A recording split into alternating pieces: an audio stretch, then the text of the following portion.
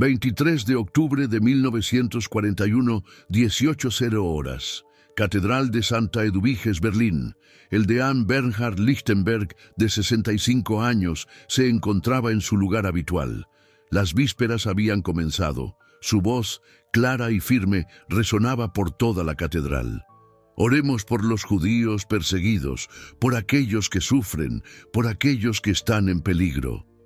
A tan solo 1 kilómetro de distancia, Adolfo Hitler estaba sentado en la Cancillería del Reich. Cada noche, durante casi 3 años, Lichtenberg pronunciaba estas palabras. Cada noche, sin excepción, sin miedo. Esa noche, 2 jóvenes estudiantes estaban sentadas en las filas traseras. Escuchaban atentamente, tomaban notas.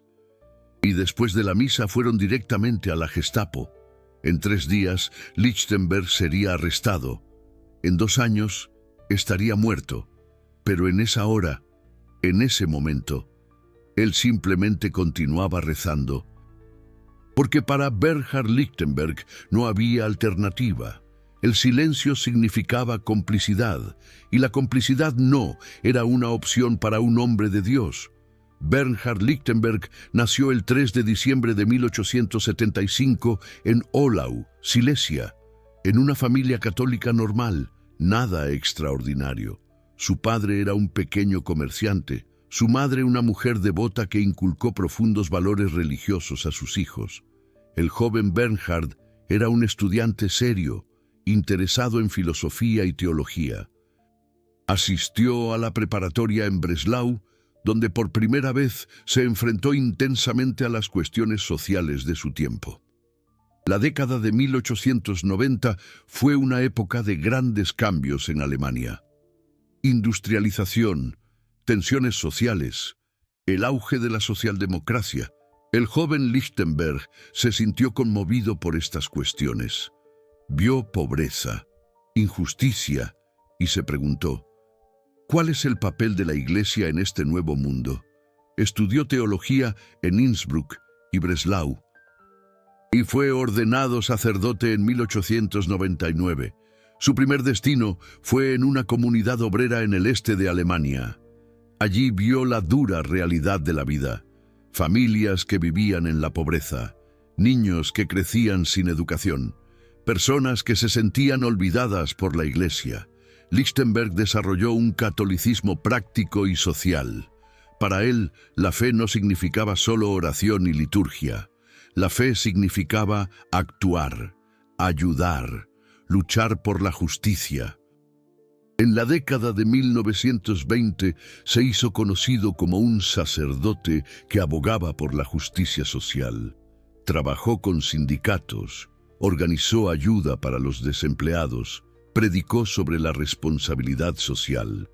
Esto no lo hizo popular entre los católicos conservadores, pero a Lichtenberg no le importaba la popularidad, le importaba lo que era correcto.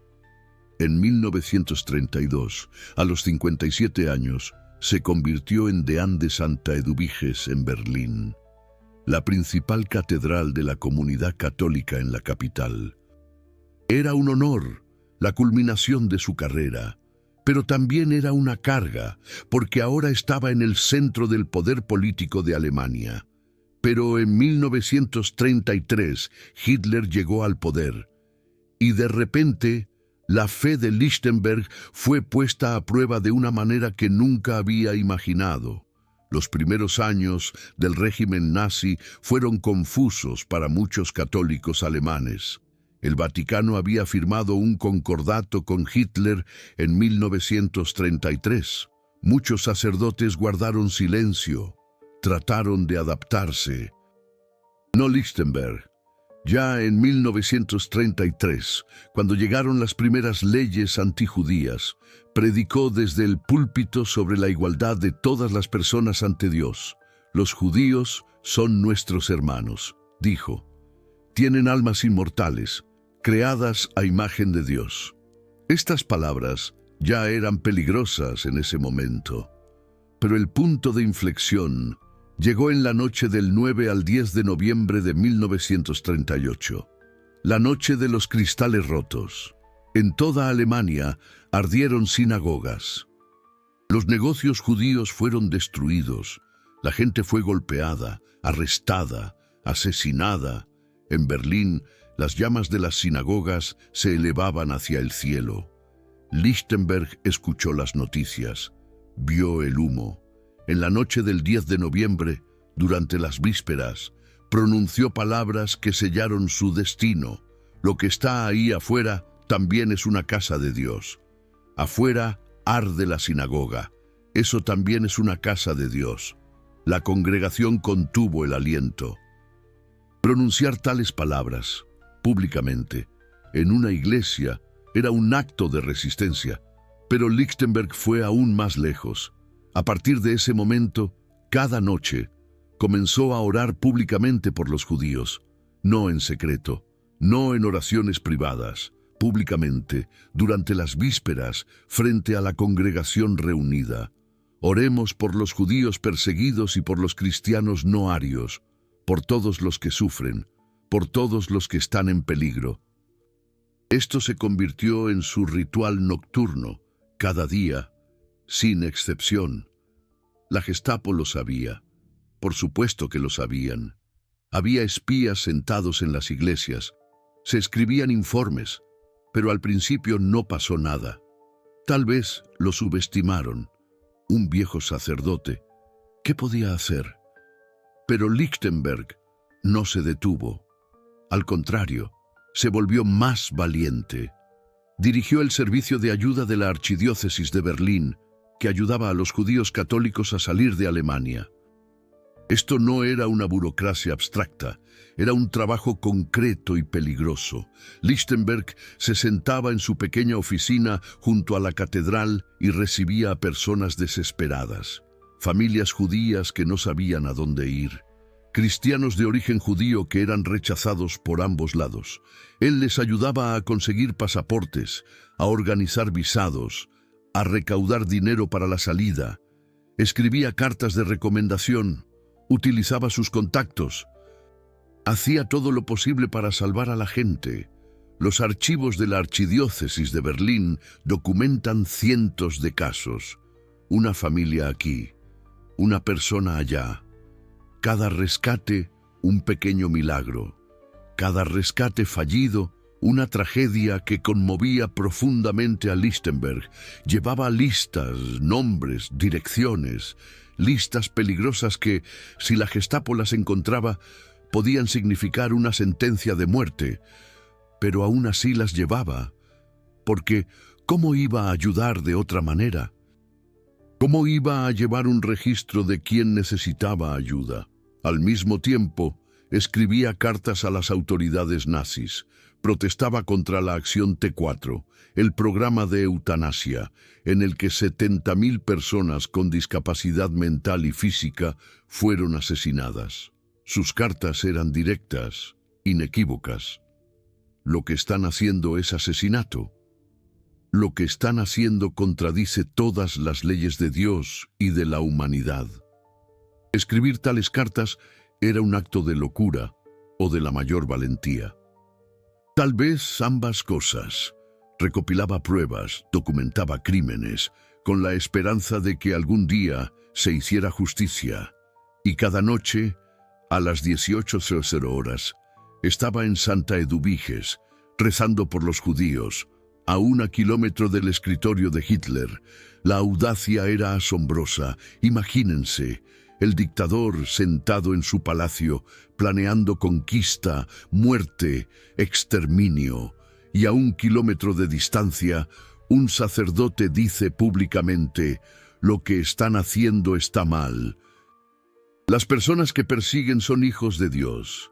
Hacer esto cada día requería no solo valentía, requería una absoluta convicción de que algunas cosas son más importantes que la propia vida. Pero cada oración pública era un riesgo. Y el 23, octubre de 1941, el pasado lo alcanzó. La Gestapo tocó a su puerta. Habían recibido denuncias. 2 estudiantes lo habían delatado. Escucharon cómo rezaba por los judíos y los prisioneros de los campos de concentración. Durante el registro de la casa, los agentes de la Gestapo encontraron algo aún más peligroso: un borrador de una proclama que Lichtenberg planeaba leer el domingo siguiente. Era una respuesta a una hoja de propaganda nazi del ministerio de Goebbels. La hoja afirmaba que todo judío era un enemigo y que debía ser tratado como tal. La respuesta planeada por Lichtenberg fue directa. Esto contradice las enseñanzas de Cristo. No debemos odiar, debemos amar. Incluso a nuestros enemigos. La Gestapo lo arrestó inmediatamente. Bernhard Lichtenberg, de 65 años, fue llevado a la prisión de Tegel en Berlín. Los interrogatorios comenzaron. La Gestapo quería que se retractara, que dijera que se había equivocado, que prometiera no volver a rezar públicamente por los judíos. Pero Lichtenberg no estaba dispuesto a mentir. Durante el interrogatorio, los oficiales de la Gestapo encontraron en posesión de Lichtenberg una edición anotada de Mein Kampf de Hitler. Preguntaron, ¿por qué tiene esto? Lichtenberg respondió con una claridad que los dejó perplejos. La cosmovisión que se presenta en Mein Kampf contradice el cristianismo. Como sacerdote católico, estoy obligado a oponerme a ella. Los interrogadores anotaron cada palabra. Lichtenberg incluso reforzó sus declaraciones. Explicó que en el judío reconocía a su prójimo, que posee un alma inmortal, creada a imagen y semejanza de Dios. Se negó a ceder ni un milímetro. Esto no era resistencia política, era resistencia teológica. Para Lichtenberg era muy simple. La ideología nazi era incompatible con la doctrina cristiana. Punto. No podía guardar silencio sin traicionar su fe. Y traicionar su fe era imposible. Los meses en prisión fueron duros. Lichtenberg ya no era joven. Tenía una grave enfermedad cardíaca y problemas renales. Las condiciones en Tegel eran brutales para un hombre de 65 años con problemas de salud. Una celda pequeña, apenas calefacción en invierno, mala comida, ningún tipo de atención médica. Su cuerpo comenzó a fallar, pero no se quejó. Escribió cartas a amigos, a su hermana María. En estas cartas, que fueron publicadas posteriormente, se muestra su inquebrantable espiritualidad. Escribió, «Estoy en las manos de Dios. Pase lo que pase, confío». En otra carta escribió, «El sufrimiento es un regalo. Limpia el alma, nos acerca a Cristo, que también sufrió». Estas palabras no eran solo retórica. Lichtenberg lo decía en serio. Vio su sufrimiento como parte de su ministerio sacerdotal. Aprovechó el tiempo en prisión para la oración, la reflexión, la escritura. Otros reclusos informaron más tarde que Lichtenberg también intentó brindar atención pastoral en la prisión. Hablaba con los compañeros de prisión, escuchaba sus historias, brindaba consuelo. Algunos de estos hombres eran criminales, algunos prisioneros políticos, algunos simplemente habían estado en el lugar equivocado en el momento equivocado. Para Lichtenberg, todos eran almas que necesitaban atención y amor. Incluso en la mazmorra, siguió siendo un sacerdote. El juicio finalmente tuvo lugar el 22 de mayo de 1942 en el Tribunal Especial de Berlín. La acusación fue clara: violación de la ley del púlpito, que prohibía las declaraciones públicas contra el Estado, y violación de la ley de insidia de 1934, que castigaba cualquier crítica al régimen. El fiscal presentó las pruebas, testimonios de las dos estudiantes que lo habían denunciado, informes de la Gestapo sobre sus oraciones públicas, el borrador de su proclama, sus propias declaraciones durante los interrogatorios, en las que no negó nada, sino que lo confirmó todo, El abogado defensor de Lichtenberg, un valiente abogado llamado Joseph Knapstein, intentó argumentar que la oración no era un acto político, que un sacerdote tenía derecho a rezar por quien quisiera. Pero el tribunal no estaba interesado en sutilezas teológicas. El juez presidente dijo: «Usted ha rezado públicamente por los enemigos del Reich alemán. Ha criticado las medidas del gobierno. Esto es alta traición». Se le preguntó a Lichtenberg si quería decir algo en su defensa. Su respuesta fue breve y clara: «Solo he hecho lo que mi conciencia y mi fe me exigían. No me arrepiento de nada». El veredicto: 2 años de prisión. El tribunal lo calificó de incorregible, de fanático peligroso, un hombre que no aprendería a callar. Lo que el tribunal no entendió, o no quiso entender, fue que para Lichtenberg el silencio no era una opción.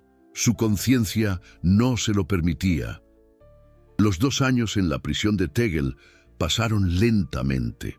Lichtenberg se mantuvo en contacto con el mundo exterior a través de cartas. Su salud se deterioró rápidamente. El corazón, los riñones, todo se debilitó, pero su espíritu se mantuvo fuerte. En una carta a un amigo escribió: «No me arrepiento de nada. Haría lo mismo otra vez». En octubre de 1943 terminó su pena de prisión. Lichtenberg tenía ahora 67 años, marcado por 2 años de prisión y enfermedad. Cualquier persona normal simplemente lo habría dejado ir, pero la Gestapo tenía otros planes. Lo consideraban incorregible, una amenaza permanente, así que emitieron una orden de detención protectora. Lichtenberg no debía ser puesto en libertad, sino deportado directamente al campo de concentración de Dachau. Cuando Lichtenberg se enteró de esto, reaccionó sorprendentemente. Pidió permiso a la Gestapo para ser deportado con los judíos en el gueto de Litzmannstadt, para servir allí como pastor. Imagínense eso: un hombre de 67 años, enfermo de muerte, pide ser enviado a un gueto para ayudar allí. La Gestapo, por supuesto, se negó, pero la petición lo dice todo sobre el carácter de Lichtenberg. Hasta el final, no pensó en sí mismo, sino en los que sufrían. El transporte a Dachau debía comenzar en noviembre de 1943, pero Lichtenberg estaba demasiado enfermo para viajar. Su corazón estaba débil, sus riñones casi fallaban. A pesar de ello, la Gestapo insistió. El 3 de noviembre de 1943 fue sacado de la prisión de Tegel y subido a un tren en dirección a Dachau. Viajó bajo la custodia de la Gestapo, un hombre moribundo, transportado a su muerte, pero nunca llegó a Dachau. El 5 de noviembre de 1943, en la ciudad de Hof, en Baviera, el cuerpo de Lichtenberg finalmente se derrumbó. Fue llevado a un hospital. Allí, a las 3:00 de la mañana, murió Bernhard Lichtenberg. La causa oficial de la muerte fue neumonía, complicada por insuficiencia cardíaca y renal. Tenía 67 años. Su cuerpo, destruido por 2 años de prisión y la brutal realidad del terror nazi, había cedido, pero su espíritu, hasta el último aliento, permaneció indomable. No existen registros de sus últimas palabras, ningún adiós dramático. Simplemente murió solo en un hospital, custodiado por hombres que lo odiaban. Una muerte silenciosa para un hombre que había hablado en voz alta, cuando todos los demás guardaban silencio. Las autoridades nazis querían que la muerte de Lichtenberg pasara desapercibida, pero eso era imposible. La comunidad católica en Berlín supo rápidamente lo que había sucedido y reaccionó de una manera que el régimen no esperaba. Miles de personas asistieron al funeral. El 23 de noviembre de 1943, El cuerpo de Lichtenberg fue trasladado de Hof a Berlín. El funeral en la Catedral de Santa Eduvigis fue un acto de resistencia silenciosa.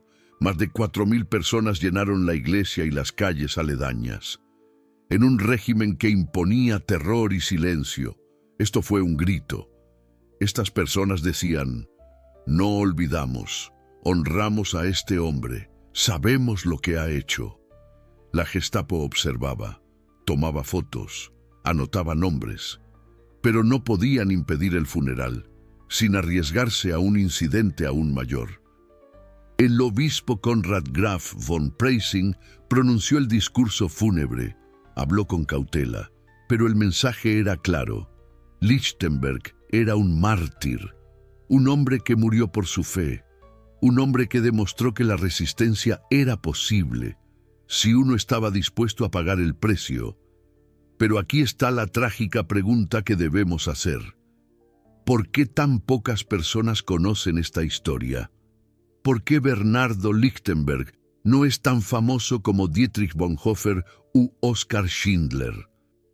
La respuesta radica en la compleja historia de la posguerra de Alemania y de la Iglesia Católica. Después de la guerra, Alemania era un país de recuerdos complejos. Muchos alemanes querían olvidar, seguir adelante, no ser recordados de los años oscuros. La historia de la resistencia era incómoda, porque planteaba la pregunta desagradable: ¿por qué no resistieron ustedes?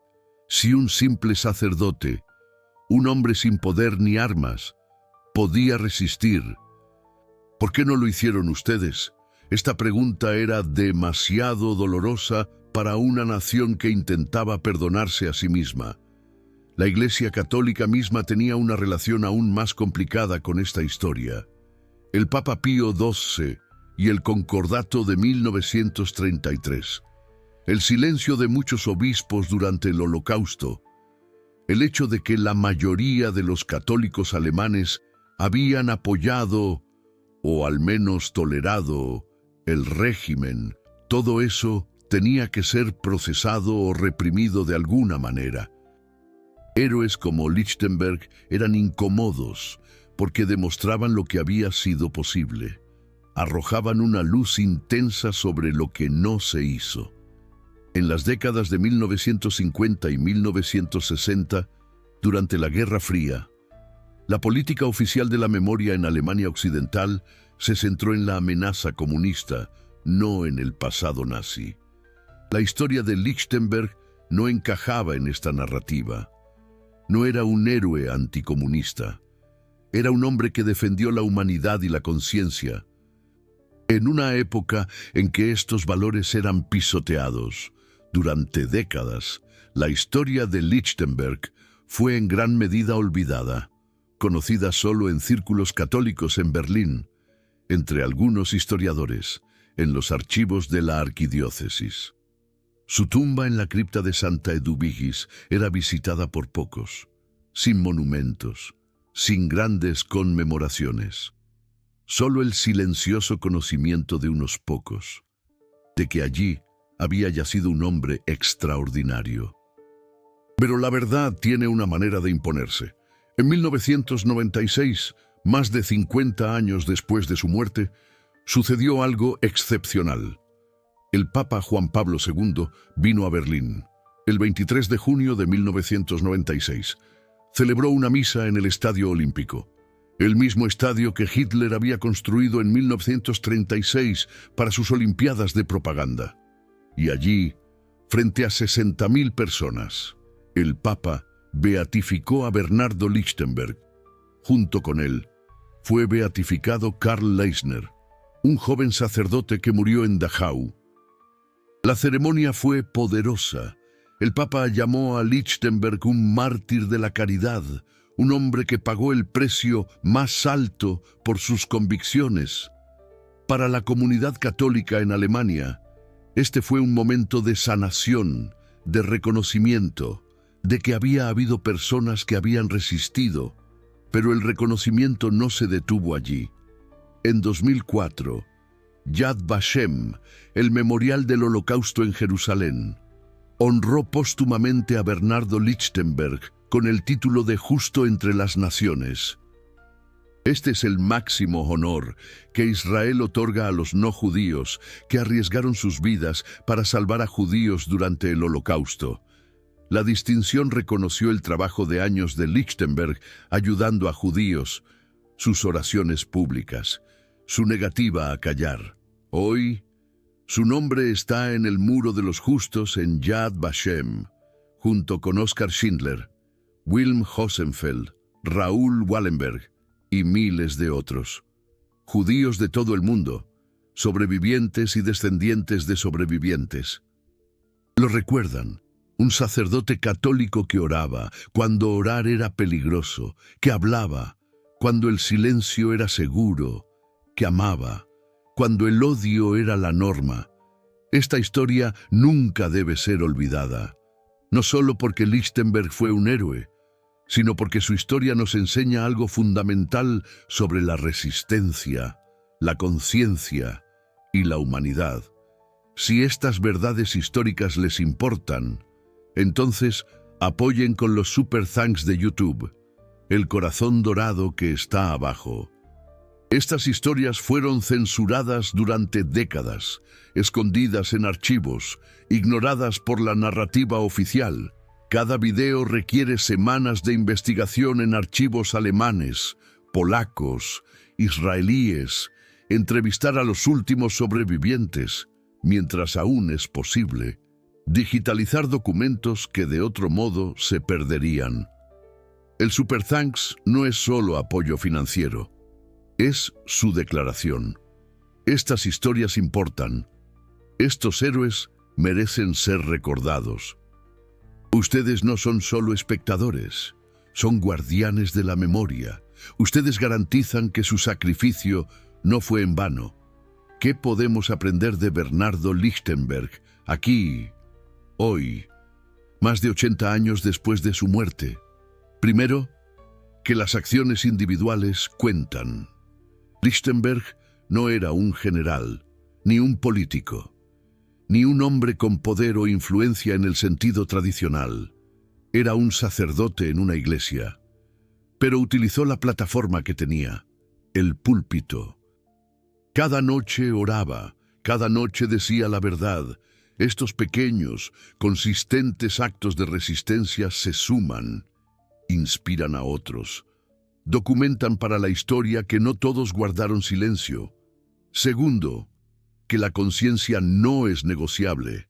Lichtenberg podría haber guardado silencio fácilmente. Nadie lo habría condenado por ello. La mayoría de los sacerdotes hicieron exactamente eso. Pero para él, el silencio era imposible. Su conciencia, su fe, no lo permitían. Entender esto es crucial. El heroísmo no siempre es una elección. A veces es simplemente la incapacidad de actuar en contra de lo que uno cree que es correcto. Lichtenberg no podía ser de otra manera. En tercer lugar, el valor es contagioso. Las 4.000 personas en su funeral no eran combatientes de la resistencia organizados. Eran berlineses normales, inspirados por su ejemplo, que querían demostrar: apoyamos a este hombre, reconocemos lo que ha hecho. En una época de terror, esto era en sí mismo un acto de resistencia. Hoy, una placa en la Catedral de Santa Eduviges en Berlín recuerda al Dean Bernhard Lichtenberg, quien rezaba cada noche por los judíos perseguidos. Los turistas pasan, algunos se detienen, leen, reflexionan. En la cripta de la catedral yace enterrado el cuerpo de Lichtenberg, un testigo silencioso de una época oscura. Pero su verdadero recuerdo no vive en piedra o bronce, vive en las historias, en los documentos que prueban lo que hizo, en los testimonios de las personas cuyas vidas tocó, en el reconocimiento de Yad Vashem, de la Iglesia Católica, de historiadores de todo el mundo. Bernhard Lichtenberg no era un hombre perfecto, era un hombre de su tiempo, con sus propias limitaciones, pero en el momento crucial, cuando importaba, hizo lo correcto, rezó, habló, se negó a odiar y pagó el precio más alto. Su historia nos pregunta, ¿qué harían ustedes? Si su gobierno comete injusticias, ¿guardarían silencio o hablarían? Si sus vecinos son perseguidos, ¿mirarían hacia otro lado o ayudarían? Si su conciencia va en contra de la norma, ¿la seguirían o se resistirían? Estas no son preguntas hipotéticas. En diferentes formas se presentan en cada generación. El legado de Lichtenberg no es solo histórico, es eterno. Un sacerdote, una oración, cada noche, durante 3 años, hasta que le costó la vida. Así de simple y así de extraordinario. ¿Qué les ha impresionado más de esta historia? ¿Conocen otras historias de resistencia en su propia familia? Muchos espectadores han descubierto que sus abuelos, bisabuelos, estuvieron involucrados. Pequeños actos de resistencia que nunca fueron documentados. Compartan sus historias familiares de esa época en los comentarios. Cada comentario es una pieza de historia que preservamos juntos. La memoria de Bernhard Lichtenberg no debe morir con la última generación de testigos presenciales. Debe seguir viva a través de nosotros, a través de nuestros hijos, a través de todas las generaciones venideras. Solo así honraremos a los hombres y mujeres que lucharon y murieron, para que nosotros recordemos.